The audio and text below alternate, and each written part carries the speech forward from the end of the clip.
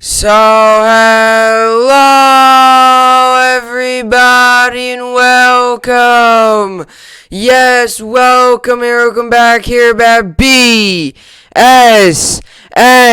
Network. Kaduki back here, BSN Network. This is BSN Network podcast here today. It is Wednesday, June 9th. Hopefully everybody's having a good day so far and had a good rest of their day yesterday. It is in fact Wednesday, June 9th here today. We are coming back at you with another podcast here today, coming off of another big sports night last night. New York Yankees get a win, a very big win, a much-needed win, a win that I did not expect coming.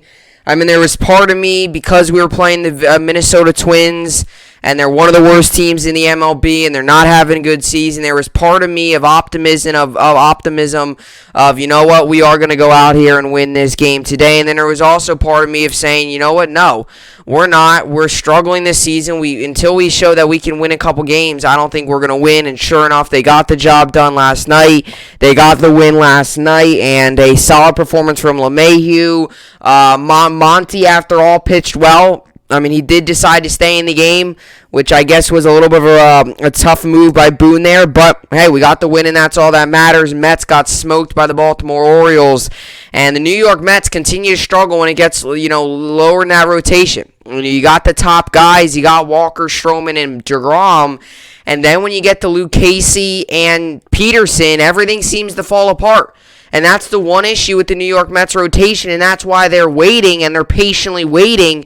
And to hear the news about Syndergaard was so tough to hear. I suffered a step back because Carrasco and Syndergaard would fill those 4-5 roles. And just like that, you look at your rotation, it's DeGrom, Stroman, Walker, Syndergaard, and Carrasco. And you're like, oh my gosh. My fifth starter on this rotation could very well be a second or third starter on any other team. So the New York Mets continue to struggle when it comes to that fifth starter role. If they had a better fifth starter, they would win a whole lot more games. It gets to that 4 and 5 area where it's Luke Casey and Peterson. They just can't seem to pitch well. And Peterson had a good year last year in the games that he pitched, but even now this season, he just can't seem to get anything going, just can't seem to get any of his pitches working, and the Orioles rocked him, and as simple as that, the Mets got smoked. It's as simple as that. The Mets got crushed. There's no other way of saying it. There's no sugarcoating. The Mets got smoked yesterday. They let up 10 runs, okay? There's no other way of saying it. And the Yankees won. And the Yankees look like the New York Yankees were expected, but it is against the Twins. I would like to see us win more. I would like to see us get more wins. I would like to see us play better. And if we do, then then there's starting to be optimism. But it was one win yesterday for the New York Yankees. I would love to get more. I would love to start see some consistency. That's still a little bit down the road here. We are still not the team we are expected to be. Just because we had one 8-run game with 13 hits does not mean anything. But the Yankees got the win. I'm happy about it, and we got to find a way to continue to build, because that's been an issue with the Yankees this season. We got a win here and there, then we lose a ton. Get a win here and there, lose a ton. We might go on this little bit of a 3, 4, 5 game win streak, and then we go on this long losing streak. The Yankees got to find some consistency. They gotta find some sort of winning solution, something, just whatever it is, some sort of winning combination. And we got to start to win. And we got to win last night, but you got to build off of that. That can't be your only win this week. So hopefully Yankees continue to build off of that. Yankees game today. Mets have a game today. Islanders play today. Nets another day off. They'll play again tomorrow. Got some tough news as a Net fan. James Harden is out for game 3. So that's obviously tough, but, obviously we've been playing good without him. Not saying that we don't want him back, but it's the truth. The Nets have actually played relatively fine without him. But as a Net fan, I would still love to see him back sooner rather than later. I don't want him to come back, late into the playoffs when we're in desperation or something. I would rather him come back this series. And hey, who knows? Maybe the Nets are playing this as, we're playing well this series. They might be playing it as, just rest them up this series. If we can find a way to win this series without them, which we're doing right now, we're up 2-0 as we head to Milwaukee tomorrow. You got to assume, maybe just, play it out and rest him a little bit, and hopefully he comes back relatively soon. So that's the hope. But yeah, with all that being said, let's get into the topics for today's podcast. So we got Adam Fox and the New York Rangers. Adam Fox has the Norris Trophy finalists have came out today, and Adam Fox, a member of the New York Rangers, the defenseman, is in the finalists. So there's 3 finalists: Victor Hedman, Adam Fox, and Cale Makar are the finalists. So obviously Adam Fox, New York Rangers defenseman, has had an excellent year this year. I think he deserves to win it. That might just because I am a Rangers fan, but if you look at the numbers and you compare him to other guys, I mean, he's a very good player. He's an awesome player. He can get assists. He's very good, very smart. He plays the game with his mind, plays a lot of ice time. I mean, the guy can just do it all. And he's only in his second year. He's so young. He's got such a bright future ahead of him. And for him to be in the Norris like this is just unbelievable. And I'm so happy about it. I'm really pumped up. I'm really fired up. Hopefully he makes it. So I wanted to talk about it. I want to talk about the finalists, talk about why Fox should win it, talk about, some of his stats, and kind of just go through it. Because I have talked about Adam Fox a little bit this year. That's how good he's been. And I kind of want to get into more of it, talk about the finalists, talk about the whole trophy itself. And, so that'll be the first topic for today. Obviously, Adam Fox with an excellent season. And then the next topic I'm going to talk about today will be NBA awards so far. So I'll do an update on the NBA awards. Yesterday, we got the announcement that Nikola Jokic is the 2021 NBA MVP. So that's pretty cool. A guy who was the lowest drafted MVP ever. I believe he was drafted, 41st overall, and he won the MVP. Yesterday, the announcement came out that he is the 2021 NBA MVP, and he deserved it. I've been saying it for a long time now that he deserves it. I know some people said Dame. I know some people said Paul. I know some people said, Lillard, and some people said Curry and guys like that. I've ridden with Jokic this entire time. I said Jokic should win it. He wins it. I agree with it. I wanted to get into that. And also, Tom Thibodeau, on Monday, he got news that he is the coach of the year. Tom Thibodeau, the New York Knicks head coach, won coach of the year. The guy, it was well-deserved, and I'm happy to see that for him. It's great. As much as, the Nets and the Knicks can go back and forth fan base-wise, it's super cool to see. A guy who took a team from being the laughingstock of the league and brought him in as a 4 seed. I know they lost in 5 in their first playoff series, but you also got to realize it was a young team with some veteran talent here, and that veteran talent didn't have much playoff experience, but he took a team that was just struggling, took them and brought them to the playoffs, and it was so dominant. I know some people would say Monty Williams should do it, but I disagree. I think Tom Thibodeau deserved it. He won it. Get into that. Talk about that. And, then we'll finish off the podcast with the New York sports update. As I mentioned earlier, Yankees play today, second game of that 3-game set against the Twins. Mets play today. I believe that's the second game of the little 2-game set they got up against Baltimore before heading back home. And the Islanders play today, back at home, an opportunity to win tonight. If they don't win tonight, Game 7 will be upon us. And the Vegas Golden Knights got a win yesterday. So the Knights have now won 3 straight games in that series, and they are now 1 game away from eliminating the Colorado Avalanche, which is pretty crazy because a lot of people expected the Avalanche to win it all, and rightfully so. They got off to a 6-0 start in the playoffs, and just like that, they've lost 3 straight games. So the Avalanche are now got their backs against the wall. They got to win their next game, or else their season's over. And it's crazy what has happened. The Avalanche, something must has been said by the Avalanche, because they are a completely different hockey team. They went out there in the first 2 games. The Avalanche just controlled the pace, controlled everything. They won. Avalanche swept the Blues. They won 2-0. People, including myself, were all thinking, the Avalanche are going to take care of business again. They're 6-0 in the playoffs. Then all of a sudden, now they've lost 3 straight games, and boom, just like that, we're now sitting here talking about the Avalanche being an elimination game, which is pretty crazy. I expected this series to be close, but I did not expect it to be lopsided in a way where Avalanche would win the first 2 games and then the Kings would win the next, the Knights would win the next 3 games. And what does that mean? Does that mean the Avalanche are going to win the next 2? So it's really crazy, really wild, but I'll tell you what, for an Avalanche team that started off so good, they have not looked good these past 3 games, and they did make the overtime last night. They lost. They lost 50 seconds into the overtime. But something about the Avalanche, they were just playing with a better pace, better play through the first 6 playoff games. In these last 3 playoff games, they just have not looked like themselves. So the Knights are up 3-2 in that series. Islanders tonight go for the series win. With all that being said, this is the BSN Podcast, and let's get into it. So Victor Hedman, Adam Fox, Kale Maker, named finalists for 2021 Norris Trophy. So obviously, as a New York Rangers fan, we haven't had much to root about in the playoffs, to be honest. I mean, I guess you can kind of say I'm slightly pulling for the Islanders because they're the other New York team. It's cool to see, a New York team go this far and an opportunity for them to win it all. And, we haven't seen a New York championship, I believe, since the New York Giants. So I guess you can kind of say that, it is pretty cool to see them do well. But as a Rangers fan, obviously, they're not in the playoffs. And I always say this in sports, like, it's always great. I hope all my teams make the playoffs, right? I hope the Yankees make the playoffs. I hope the Nets, Rangers, and Jets, they all make the playoffs. That's the goal. I hope they all win championships. That's my hope. That's the goal. That's not the expectation. I mean, it is for the Nets. I expect the Nets to win it all. I hope they win it all. That's the goal, to win it all. But for all my other teams, that's not really the expectation. I mean, the Yankees, I guess, before the season, you could kind of say it was. But the Jets and Rangers, they're still going through rebuilds. They're still got a bright future. They're still moving ahead. But still, so obviously as a sports fan, it's tough not having your favorite team in the playoffs. And I've had this a lot. I've had the Nets for so many years not make it. I've had the Rangers and the Jets not make it. Yankees have been my consistent team the past 4 years here, where they seem to make it every year.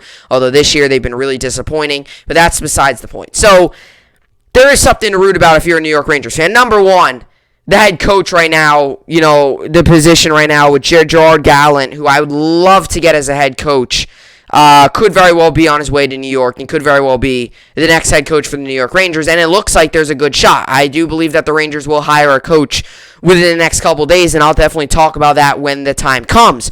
But, I mean, Adam Fox, obviously, the Rangers this season, I would say, as a team, have had a pretty decent year. We did not make the playoffs, and I understand that. But in terms of, getting some wins, improvements, seeing some young guys develop, I mean, Adam Fox is a golden example. The guy had an excellent year 2 jump. He was decent last season, but I mean, even better this year. And, I mean, Adam Fox, just a guy with so much talent, so young. And you look at him now, and he is now in the Norris Trophy finalist. And a lot of people, including myself, I believe he should win it. I mean, if you look at the numbers, you look at what he did by a game-by-game performance. You look at his ice time. You look at his assists. He doesn't score many goals, but that's because a defenseman usually don't score many goals. But he gets the puck. He passes well. He gets back on ice. He's great transition. He's great in the neutral zone. He can do so much, and he plays so smart. He plays hockey in a way like it's chess. He's always thinking about the next move. He makes things so smoothly. I can't speak highly or more highly of Adam Fox. If you watched any of the Rangers games this season, he was an impact. I mean, he was an impact for pretty much every time he was in there. And when he wasn't on the ice, you could definitely tell the Rangers missed him. But when he was out there, he was an impact. He was making an impact arguably every game. And what he did on the ice was just phenomenal. And obviously the Norris Trophy is for the best defenseman in the league, if you don't know that. Although I'm sure you do, but the Norris Trophy is for the best defenseman. Now, don't get me wrong, Victor Hedman, Kale Maker have all had great seasons as well. And Hedman right now is still in the playoffs with the Tampa Bay Lightning, as they took care of the series last night with a 2-0 win. Or was it last night or the night before? I believe it was last night. I don't know. I think it was last night. Yeah, I believe it was last night. Yeah, it was last night. They got the job done with the 2-0 win against the Hurricanes, and obviously they won the series in 6 there. And the Hurricanes, a team a lot of people thought, and Victor Hedman's been a big part. And that Lightning team in general has just been so good this season. So, in terms of, playoffs and all that, you got to give it to Victor Hedman. But in terms of just, and another thing I want to say, too, about Adam Fox, the way he just improved, and the Rangers actually traded for Adam Fox. We did not draft Adam Fox. We traded for Adam Fox. And one of the things I want to also say here about Adam Fox is the year 2 improvement. Right, because when you come into the league as an NHL player, and I always say this too, this goes for any sport. MLB, the biggest jump is AAA to, MLB. It's not AA to AAA. It's not single A to AA. It's not any of that. It's not bouncing through the minors. The biggest jump is AAA to MLB. Same thing with NHL. The biggest jump is either college or to NHL or AHL or whatever you're in, ECHL or juniors, whatever it is, to NHL. NBA, same thing, college to NBA. Some guys are in the G League, but most of the time it's college to NBA. It's not high school to college. It's not college to G League. It's college to NBA. Same thing in the NFL. It's not high school to college. It's not college to wherever. It's college to the NFL is the biggest jump. And that's the same thing here with hockey. And Adam Fox last season, he had a good year. But, he was young. He was still learning. He was still developing. We knew that this guy could have a bright future. It was just going to take his time. And as a Ranger fan, I believe, and if you're another Ranger fan, I would love to hear your comments in the comments section down below.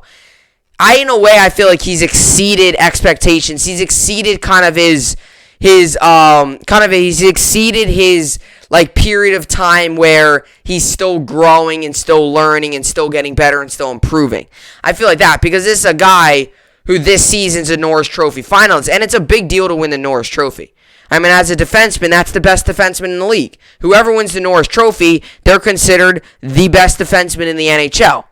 And obviously, a guy who last season came onto the Rangers was still young and still is very young, and to already be in the Norris, it's just like he's already he's exceeding expectations, and he's developing so much more quicker than he does. And I'll tell you what, I don't think this is a guy either that's just gonna fall off the face of the earth because he works really hard. His work ethic is great. He's an overall really great player. He knows his spot on this team. He's young, but he's like a leader. He does a lot with this team. He knows a lot about the sport. Like I mentioned, he's always thinking ahead. He might be one of the smartest players out there. I can almost say he might be the smartest player in the New York Rangers. Nothing against the other players, but it's the truth. This guy is always thinking ahead.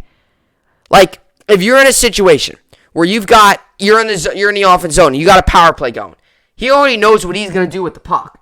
If you notice, he doesn't turn the puck over much, and when he gets the puck, he makes his decisions quickly. He could read what the other team is doing. He knows what they're trying to do. He could do so much stuff. And another thing, too, I want to say about Adam Fox, too, is, he's another thing with him as well, is he's not really that, he's physical, but he's not as, fight like a defenseman. He's not a goon. He's not a guy that's going to go out there and fight every game. He actually tends to avoid those a little bit.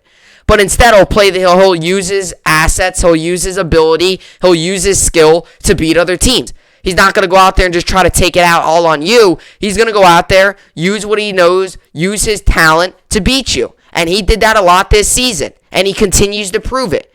And like I mentioned, the way he works, the work that he puts in, all that he does to improve to get to the Norris, he's going to continue to do that. He's just such a young guy with such a bright future ahead of him. And it's super exciting to watch. And as a New York Ranger fan, with a team with a bright future already with Alexi Lafreniere, Keandre Biller, Adam Fox, guys like that, Panarin, Zibanejad, all those guys, it's only getting brighter when you see a guy like Adam Fox perform like he did this season. And I am very glad he's a finalist, and I believe he should win it. Look at the ice time, look at the numbers, look at what he does. The eye test is big with Adam Fox. The passes he makes, the decision making, getting back on defense, in transition, good on the power play, can do all that. He can assist. He can be a big part, really good passer. That's one underrated part of his game. Everyone wants to talk about his ice time and stuff like that. He's very good when it comes to passing. Is he Panarin? No, but that's because Panarin's just one of the better passers in the league. But he is definitely, in terms of defensive-wise, he can thread the needle. He can get it, cross center ice. He can get shots to the net. He can cause chaos for other teams. And like I said, he continues to improve. He's only going to improve, only going to improve. And don't get me wrong, like I mentioned before, Cal Maker and Victor Hedman have had great seasons. But it's just what Adam Fox has done to improve. And he's put in the work. And he continues to learn. He continues to grow. He does all that. Night in and night out, he single-handedly helps his team he's a key contributor. He's a guy who went from being a young player learning to being the best defenseman, arguably one of the best defensemen in the NHL, in one season. That's because he put in the work. That's because he grinds. He does what he needs to do. He's just all around a great guy on the ice and off the ice. And the Rangers got something special here. And we actually got Adam Fox. I can find the trade here. We actually got Adam Fox in a trade. We did not draft him. We actually got him in a trade, which is another thing that's just great. Because a lot of these guys we have, you draft them, and you hope you turn them in to something big. So April 30th, 2019, trade to the New York Rangers. May 2nd, 2019, he signed his first pro contract. June 9th, 2021, which is today, selected as a Norris Trophy finalist. So just has been an excellent player and continues to learn, continues to grow. And like I mentioned, I mean, a guy who, has just improved so much. And to be already considered one of the best defensemen in the league at only the age of 23 is just crazy.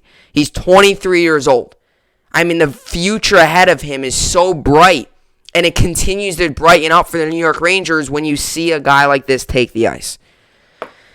So let's read this quick article here. Victor Hedman, Adam Fox, Cal Maker, named finalists for 2021 Norris Trophy. The NHL announced the 3 finalists for the James Norris Memorial Trophy Wednesday are Adam Fox of the New York Rangers, Victor Hedman of the Tampa Bay Lightning, and Cal Maker of the Colorado Avalanche. Adam Fox, obviously Hedman, all of them, and Maker all in there. Obviously Cal Maker and Victor Hedman both in the playoffs. Fox obviously is not in the playoffs. The award is given to the top defenseman in the league, while the list of finalists includes 1 former winner and 12-year veteran in Hedman, as well as 2 players, Fox and Maker, are excelling in their second seasons in the NHL. The NHL future is bright there.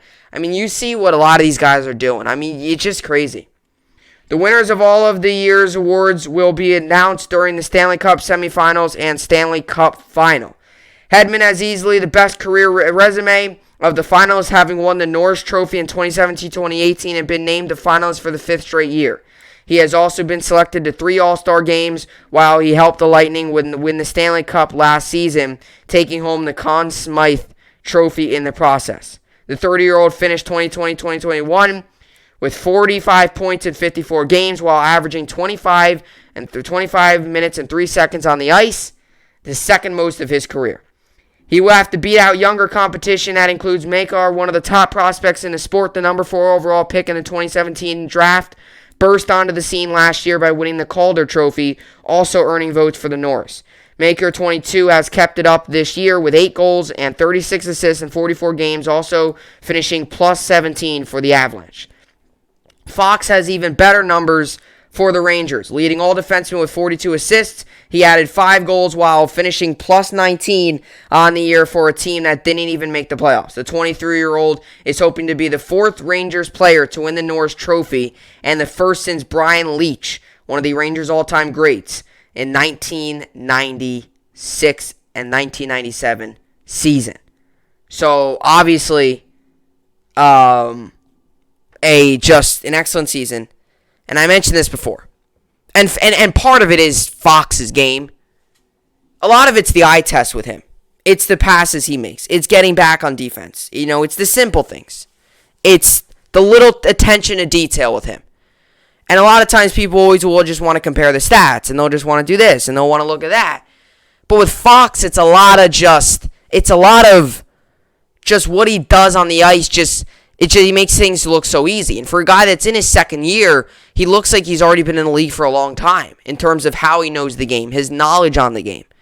And you talk about finding a diamond in the rough, that's what we got in Adam Fox. This is a guy who we traded for. When we traded for Adam Fox, we did not expect him to be dominant. Now, we did get another young talent, and that's what Rangers fans were looking for. We got another young player. You got to hope he develops. I said that earlier on the podcast. I did not say when the Rangers traded for him, we expected him to be dominant. When we traded for him, he was another young asset to a team that was young and still building, and we still are building. And obviously, we'll see how the whole offseason goes and what Chris Drury wants to do in terms of, Eichel and some other guys like that out there that are on the trade market and free agency. But in terms of Adam Fox, this is a guy who we got. You talk about diamond in the rough, it's the truth. And when we traded for him, it did not break news around the league. It was a trade. The Rangers got a young talent, a young defenseman, and boom, in his second season with the team, 23 years old, he's already a finalist. And you look at the numbers and what a lot of people believe, he will win it. And he's going to be up there with guys like Brian Leetch. And that's some good company to be in only your second year in the league. Whether you're in the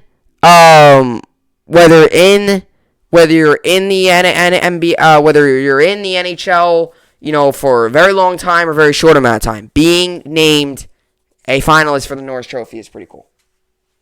And it's big. It's best defenseman in the league. And we all talk about defensemen and goal scoring and, making good passes and stuff like that. That's all what Fox does. We just got news here, too, that LeBron James is going to change his number to number 6 next season. All right, but I also wanted to read this little article here as well.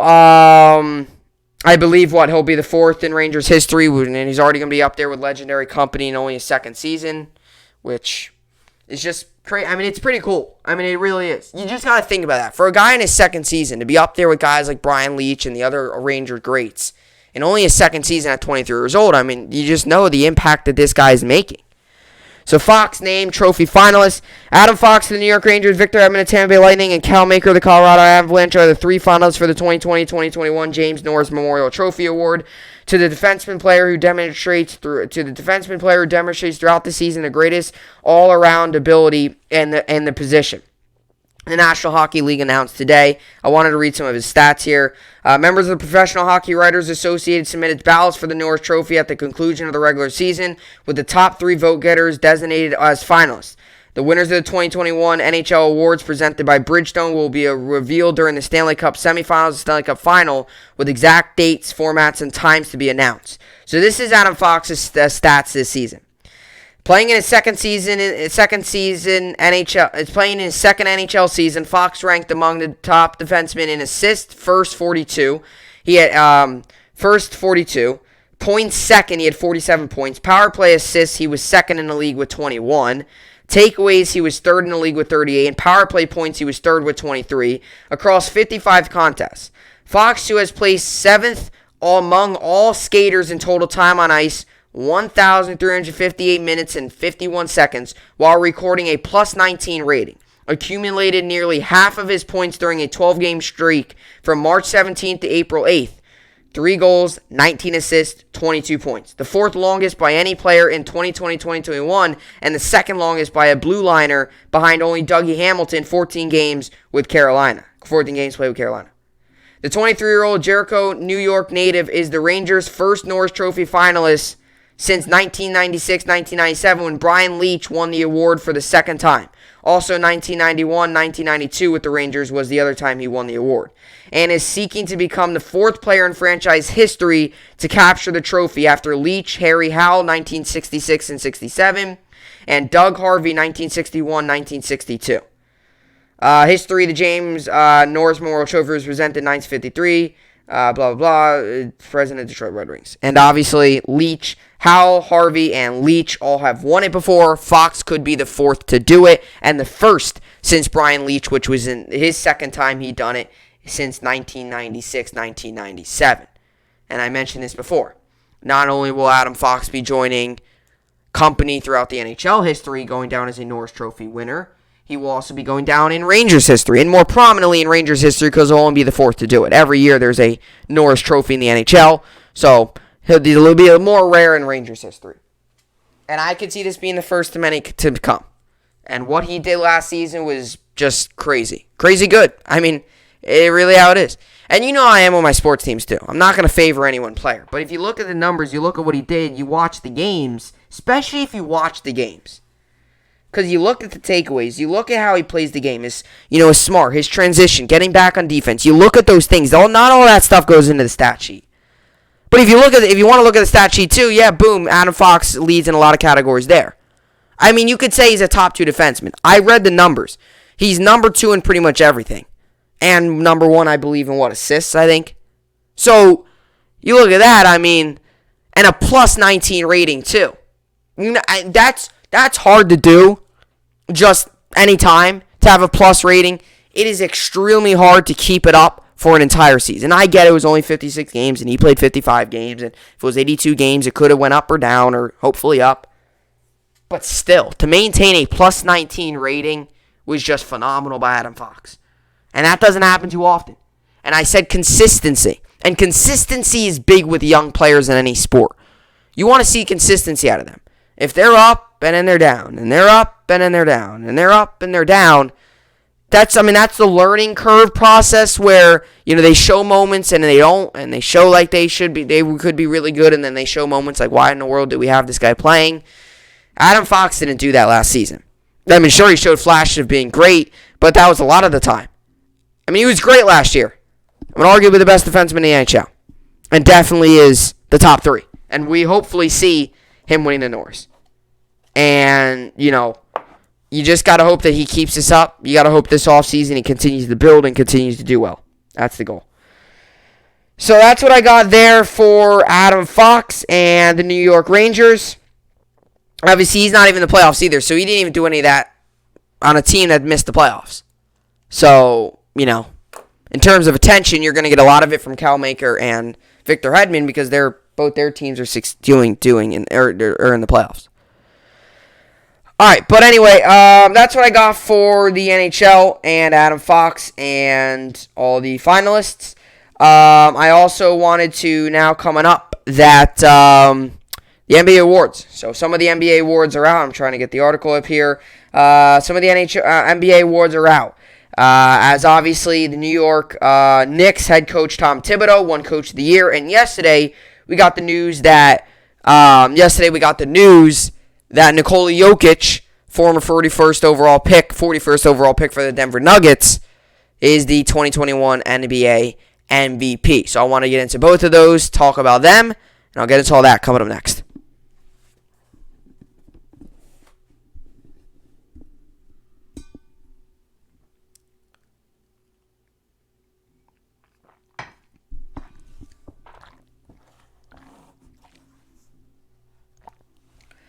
All right, so there was this really funny thing yesterday.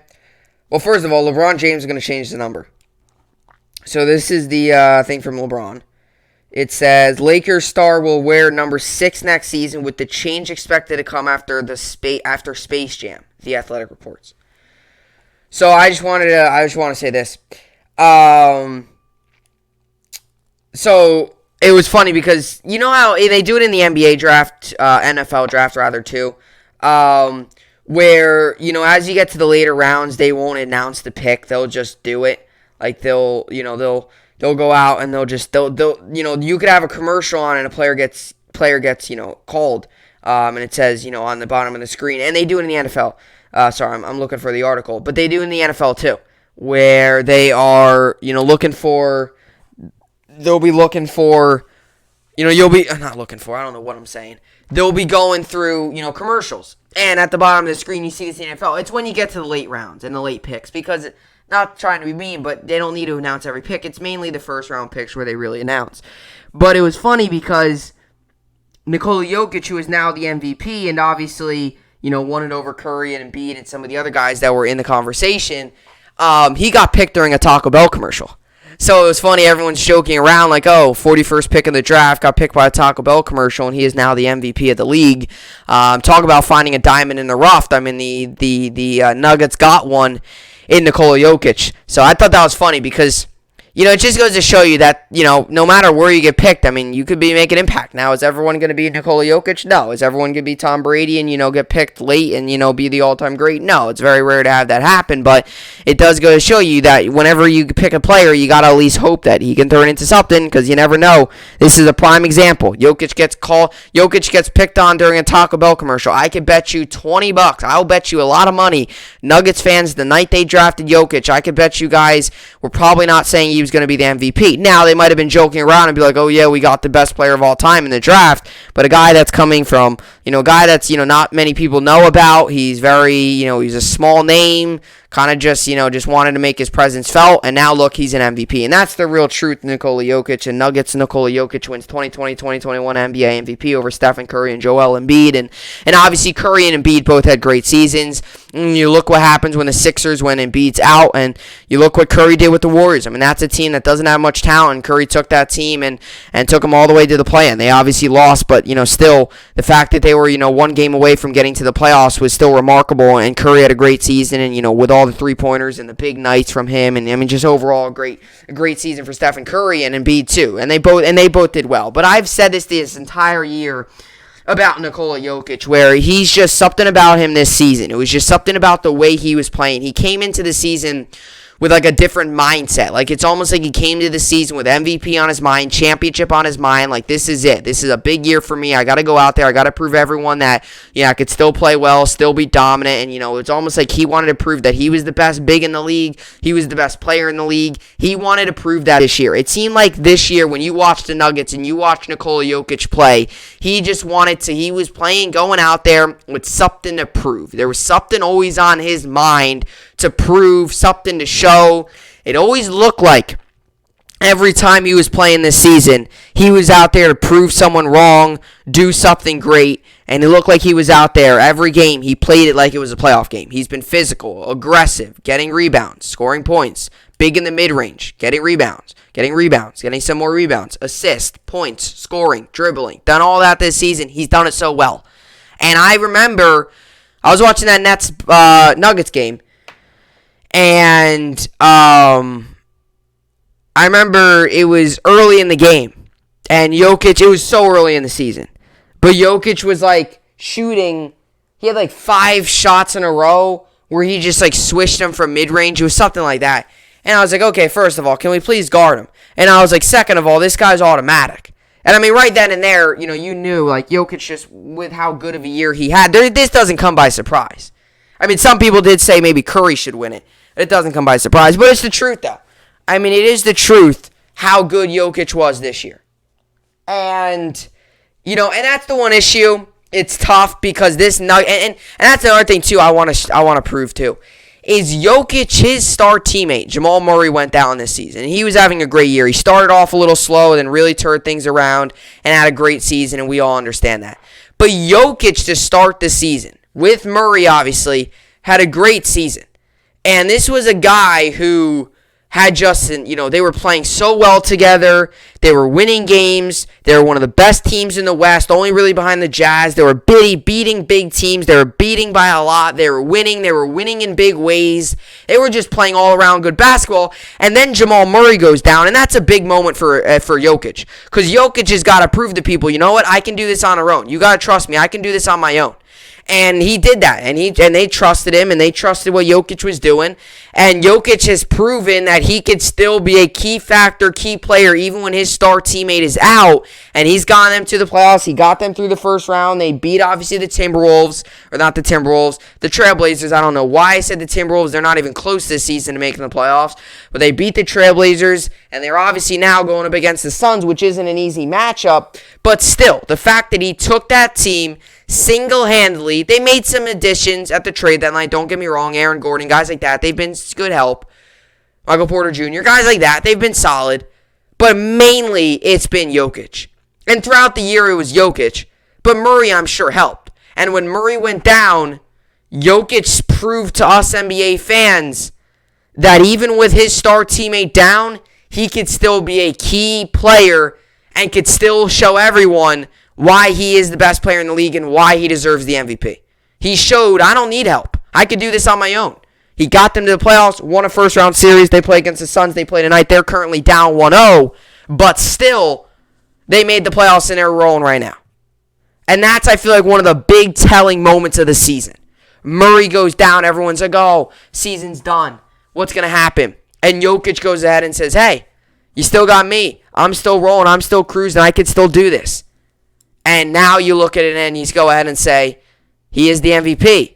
And I believe that when Murray went down and he still put up big numbers, he was still able to help his team win. That was almost like the icing on the cake to why he should win the MVP award. And the icing on the cake to his season of, I am the MVP. And it's not even just that, it's what he did on the court. I mean, the guy had an excellent year in terms of, getting to the net and rebounding and stuff like that. I mean, the amount of, the impact he has meant to the Denver Nuggets is just insane. And it might sound like an obvious answer to say that he's been a big impact player, but it's the truth. I mean, what he's done for this team, what he's done to help this team out was just remarkable. And he's been a team player. He spreads the ball around. When he gets the opportunity to shoot, he'll shoot. He made it. He shot at a high clip this year. You look at the numbers, he 110% deserved to win the MVP. And I know Curry had a great season. The Warriors roster isn't that good. He was out without Klay Thompson. I get that. But Jokic, through the whole season, through the 72 games, was the most consistent, put up the best numbers, and just was all out there overall, defensively, offensively, rebounding, assisting, points-wise, scoring. Overall, was the best player and the reason he won the MVP. And that makes sense. And I totally agree with why he won the MVP. And like I said, that's the one thing with the MVP. It's like a lot of people always think that there should be two. I think Jokic is single-handed the MVP. I don't think there's a tie. I don't think this. I don't disagree. I think Jokic is the MVP. So Nuggets Nikola Jokic wins 2020-2021 NBA MVP over Stephen Curry, Joel Embiid. Denver Nuggets star Nikola Jokic was named the NBA MVP for the 2020-2021 season on Tuesday. The 26-year-old is the first player in franchise history to collect the honor. He beat out Golden State Warriors star Stephen Curry and Philadelphia 76ers star Joel Embiid, who were the two other finalists. Through a combination of attrition and his own performance, the 6'11 center became the runaway favorite for the award. He received 90 of the 101 first-place votes in the straw poll conducted by ESPN's Tim Bontemps in April. Having won the MVP the past 2 seasons, Giannis Antetokounmpo was battling voter fatigue. Embiid, James Harden, LeBron James, Kevin Durant all dealt with injuries, which put a dent in their candidacy. In the case of Harden, some voters may have been unable to overlook the circumstances leading to his trade to the Nets anyway. None of that should take away from Jokic's brilliance on the court, though. He averaged career highs in points, 26.4, and assists, 8.3, while matching his personal best in rebounds, 10.8. He also shot 56.6% from the floor and 38.8% from behind the arc. One of the best showings came in the 128-117 win over the Utah Jazz on January 31st. He went 17-26 for 47 points, 12 rebounds, 5 assists, and 2 steals. Jokic's levels of consistency also set him apart from the rest of the field. Here is his monthly splits. I'm not going to probably read all that, but he was very good. Consistency, I said that. Consistency, overall consistency. The Nuggets, meanwhile, maintained their push for a top 4 seed in the Western Conference despite Jamal Murray suffering a torn ACL in April. They finished third at a 47-25 record. On April 19th, Denver overcame a 12-point deficit with fewer than 4 minutes remaining and earned a 139-137 victory in double overtime over the Memphis Grizzlies. With Murray absent, Jokic dropped 19 points across the fourth quarter and 2 overtime periods en route to a 47-point night. Life's about a bunch of little moments, Nuggets head coach Michael Malone told reporters after this game. I think Nikola's got around 56 moments this year where he's shown he's the MVP. Jokic critics will likely point to his defense as the biggest reason why he shouldn't have been crowned MVP. He finished with a real defensive plus. Minus 1.96, 14th among centers per ESPN.com, and he allowed opposing shooters to hit 51.8% of their field goal attempts per NBA.com. He does get a lot of rebounds, which is big. He sometimes can cover up for that defense. In general, this Serbian big man wasn't a total liability on the end, on that end. And his offensive value more than made up for his deficiencies on the other end of the floor. One could argue that there were stretches of the season during which other players briefly built stronger MVP resume, but nobody was better from start to finish than Jokic. And I said that. Start to finish, overall, he was the best player. You could say here and there guys were the best. I would agree. But overall, start of the season, from game 1 to game 72, he was the best player. And he was the most consistent. And that's how it is.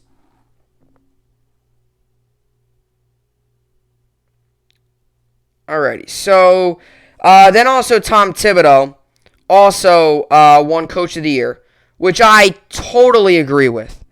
And, I've said this before. I know that Knicks fans and people like that, don't like the Nets, and Nets cannot always like the Knicks. But I'm telling you what, this was well deserved, very much so. Tom Thibodeau should have won. And I'm going to tell you that, and this just goes to show you how much of an impact a head coach can make on a roster, on a team. I've talked about this so many times about the Knicks. The Knicks this season, or last season I should say, were terrible. They were the laughingstock of the league. They didn't even qualify for the bubble. They were not good. They did not have a good coach. This just goes to show you that this past couple years for the Knicks, it's been coaching. It's been not hiring the right guy. And the Knicks finally got the right guy, and Thibodeau did an excellent job this season. He took this team. He took them from a team that is mixed with some veterans, mixed with some young guys, some here and there, some of the different guys, a new coaching staff, a brand new look. And Thibodeau took this team, did an amazing job, and took them to the playoffs. And if you thought the Knicks were going to make the playoffs this season, then okay. I don't believe it, but okay, you can go ahead and say. You can. I'll believe you. Go ahead and say. But if you thought the Knicks were going to be the 4 seed in the playoffs, that is even wilder. He took this Knicks team from being the laughingstock of the league and brought them back to a respectable level. And that's all you can really ask for. It is. And, what he did to the young guys, Barrett, Quickly, guys like that, and he'll continue to develop them. Give him a full offseason, give him a full opportunity to really work with this team, whatever they do in free agency and trade-wise. You're talking about a team next season that could be a really good force. And you're talking about a team that could be, really solid when it comes to playoffs and, making a run for it. Again, and what this guy does, his whole plan here is to have competitive basketball, play good defense, play good offense, do well. Next time, Thibodeau wins 2020-2021 NBA Coach of the Year award. New York Knicks head coach Tom Thibodeau won the Red Arbuse Trophy on Monday as the 2020-2021 NBA Coach of the Year. It was one of the most competitive Coach of the Year races in recent memory, with so many teams posting records well above 500 and others exceeding expectations to compete for playoff berths. The Knicks hired Thibodeau in July with the goal of ending their 7-year playoff drought, a streak that had spanned 6 head coaches. He delivered immediate results as the team posted a 41-31 record to earn the Eastern Conference's number 4 postseason seed.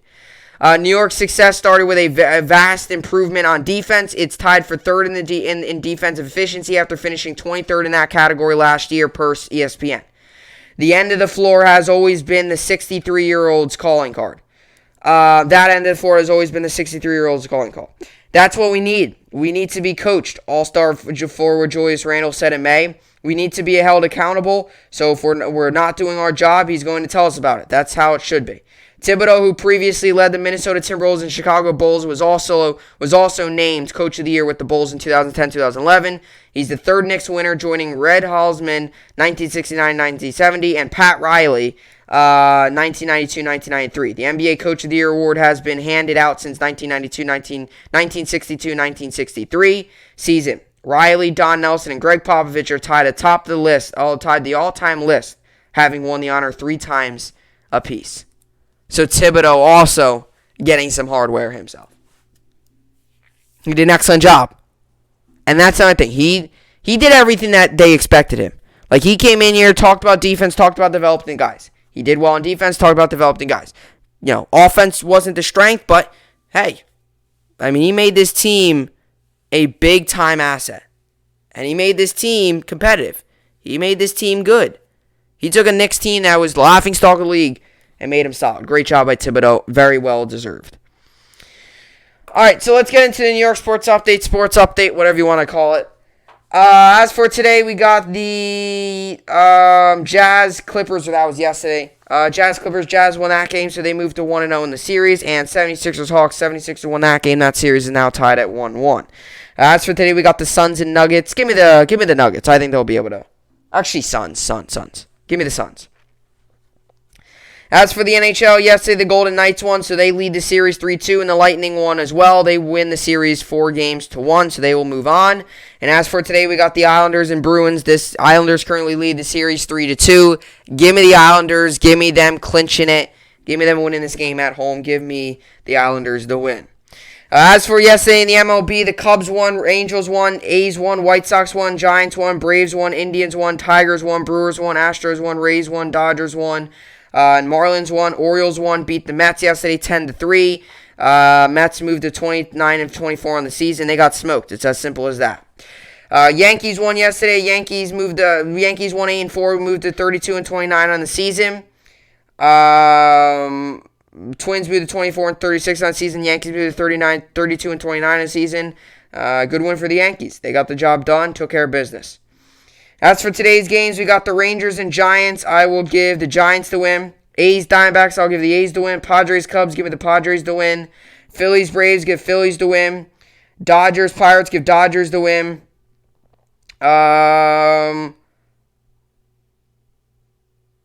Cheaters, Red Sox, give me the Red Sox the win. Reds, Brewers, give Reds the win.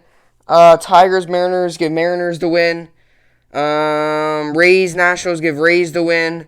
Marlins, Rockies, give Marlins the win. White Sox, Blue Jays, give White Sox the win. Cardinals, Indians, give Cardinals the win. Royals, Angels, give Angels the win. Mets also play today. Mets come in this game 29-24. Orioles come in this game 22-38. This game comes on today, 7 to 5 p.m. Eastern Time on Mason. You could also find this game on SNY. Over-under is 9.5 for this game. Walker's on the mound for the Mets. Harvey's on the mound for the Orioles. Give me the Mets. They crushed Harvey last time. Give me the Mets to win. Walker's also pitched well. Yankees also play today. Yankees come in this game 32-29. Twins come in this game 24-36. This game comes on today, 8:10 p.m. Eastern Time on Bally Sports Network. You can also find this game on Yes Network. Over-under is 8.5 for this game. Garrett Cole's on the mound for the Yankees. He comes in this game 6-3-11 with a 2.26 ERA. And Dobnik's on the mound for the Twins. He comes in this game 1-5 with a 6.19 ERA. 90% of people say the Yankees will win this game. Cole's on the mound. Give me the Yankees to win. And then, let's see, fantasy load up, and that'll be it.